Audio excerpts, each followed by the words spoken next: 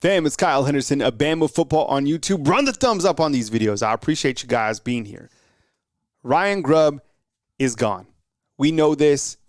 And the whole situation from the beginning seemed odd. Let me know if you agree inside the comment box.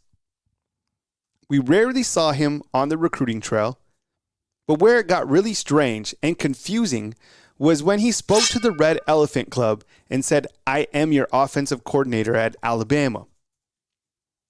We do know that him and Jalen Milroe during this short time developed a good relationship. And we do know that moving forward, it looks like he is going to take Scott Huff along with him to the Seahawks. But before we get into that, what is next for Alabama and their search for the offensive coordinator? Who is expected to be the OC moving forward at Alabama?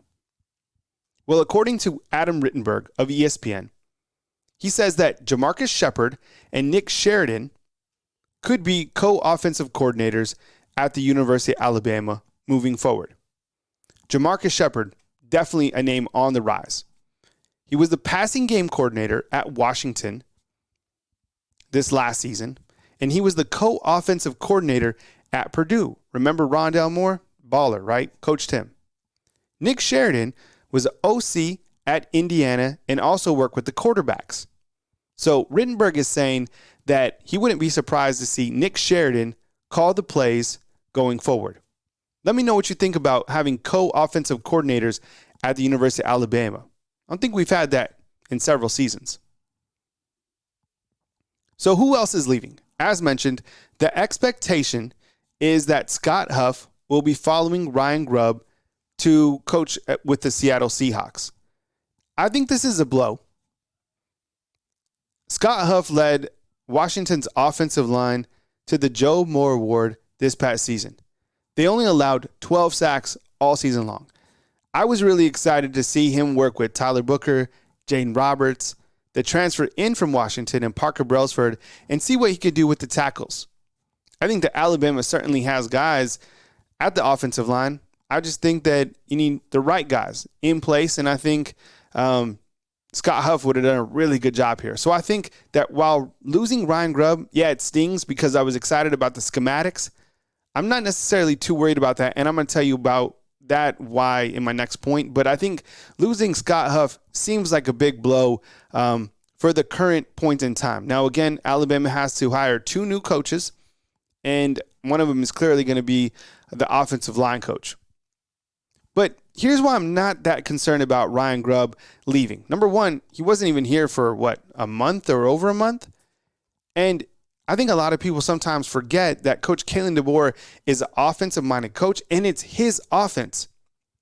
I think him and Grubb did a great job facilitating the offense together, and were a fantastic duo. But they don't have to stick together. And if you watch other videos on YouTube, here's some homework for you. Look up Coach Kalen DeBoer talking offensive schematics. He has a very high concept of establishing schematics on the offensive side of the ball. He's worked with quarterbacks in the past. And I think that it's not rare for a head football coach to call the plays on offense. There's a coach that's going to be coaching in the Super Bowl on Sunday that does the same thing. Kyle Shanahan calls the offense. One of the best minds in the game. You also have Steve Sarkisian for the Texas Longhorns, who also calls the offense, and he's the head football coach. So I wouldn't be surprised if Coach Kalen DeBoer is the offensive coordinator and calls the plays. In fact, I would really like it. You come in here and you show leadership. Look, guys don't want to be here. I'm going to take over the offense. I'm going to be working with the quarterbacks along with Nick Sheridan, for example, and we are going to push forward and we're going to put together a lethal offense with all of the weapons that we have on board. Because when you look to Alabama's offense, the pieces are in place to have a wonderful offense. So don't think that just because Ryan Grubb is leaving, he's taking the offense with him. I think the offense is with Kalen DeBoer, to be honest. And that's something that you should certainly be excited about. Greg Byrne, before the Alabama basketball game against LSU today, he mentioned that they already knew that there was a possibility of Ryan Grubb leaving with, for another head coaching job or with the Seahawks, and that there was a plan that Coach Kalen DeBoer has in place, and that's being addressed right now at this current point in time.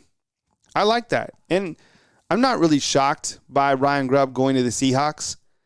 I was shocked that he came out and said that he is the offensive coordinator. I don't know the reason why he, spoke to the Red Elephant Club and all that.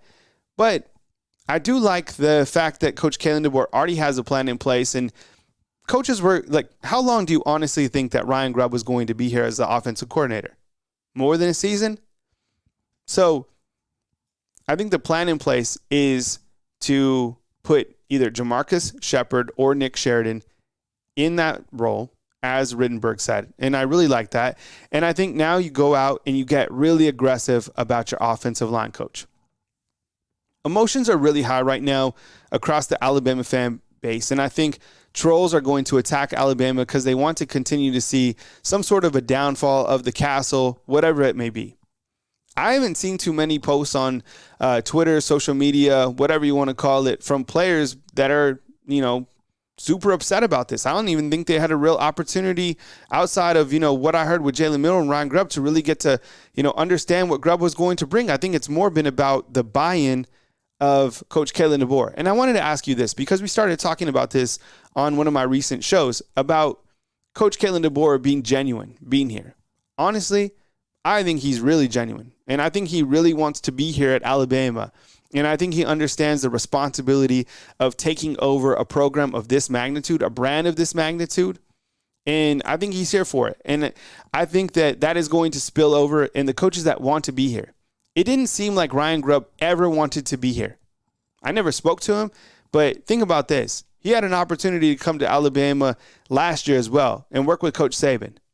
And he turned it down. And he had a great plan in place to come over here and roll with an incredible offense. And he turned it down as well. You don't want to be here? Don't be here. We've talked about that, whether it's the coaches, whether it's the players. There's coaches that want to be here. I think that Kane Womack wants to be here 1,000,000%. I mean, the guy cannot, he's always rocking the Alabama gear. Coach Kalen DeBoer wants to be here. Shephard, Sheridan, those guys want to be here. Those guys want to be a part of something that can be really dynamic. Alabama has a tremendous brand. And here's my prediction. This is what's going to happen. I think that this team is going to really come together, maybe not during spring football because you're going to have guys that leak out because of the transfer portal, whatever. But I think during some point during the season, because of all the reverse rat poison, they're going to find the rhythm, and they're going to play for each other, but they're most importantly going to play for the brand of Alabama. Just wait. Just watch. It's a challenging schedule, but I think towards that midway point, this team is going to be absolutely dangerous. There's so much talent on this team, and if you have anxiety out there, if you're like, oh, Ryan Grubb left, we're doomed, don't feel like that. It is a loss, for sure. And losing Scott Huff is a loss, but so is Caleb Downs, so is Julian Sain. Most importantly, Coach Saban, T-Rob, the list goes on and on. You look to the guys that want to be here, they're ballers. Coach Kalen DeBoer, believe in him. He's got something really good going on. And while it might be a tiny setback, we're just going to roll right into spring football, and they still have a lot of momentum. Think about that recruiting class. Number 2 in the entire nation. There was a reason that Ryan Williams signed and recommitted to the Alabama Crimson Tide. He believes in the program, and you should too. Run the thumbs up on this video. I appreciate you guys being here, and I'll catch you on my next live right here at Bama Football on YouTube.